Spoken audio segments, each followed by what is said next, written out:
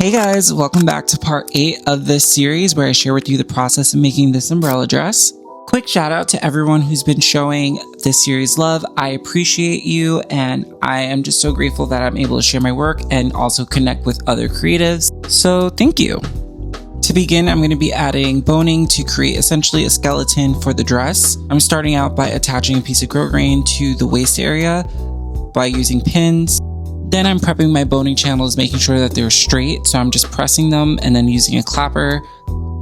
After that, I'm going to remove the plastic from the boning channel. So that way I'm just left with the actual fabric and not the plastic. Then I'm measuring and cutting each boning channel and pinning into place along each vertical seam. Once all the vertical channels are pinned in place, I'm just going to go to my sewing machine and begin sewing them in place.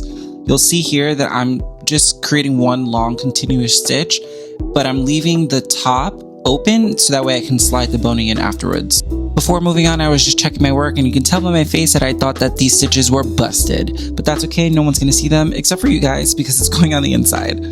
So I decided to move on to attaching my horizontal boning channels and also did the same process as I did before, measured, cut, and then I also manipulated the pieces I needed to be a little bit more curved by using my iron. Then I went back over to my sewing machine to sew those horizontal channels in place. Where the boning channels that intersect, I'm just making one long continuous stitch again, but this time I am just back tacking about 3 stitches and then skipping over the vertical channels and then continuing my stitch again. I factored in about 2.5 inches from the center back just to give me enough space to place the grommets and the other 2 vertical boning channels I'll be placing in towards the end. Then I also sewed down the more curved boning channels. After they were sewn in place, it looked like this. Like I said, the stitches aren't perfect, but no one is going to see that. And here I'm just showing you the amount of space that I left. As I mentioned before, I'm using plastic boning, which can be sharp, so I'm rounding out the edges using a pair of scissors and then melting it so that way it's nice and smooth.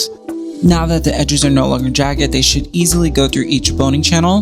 Once all the plastic is inserted, I am going to go ahead and trim it back just enough to encase it.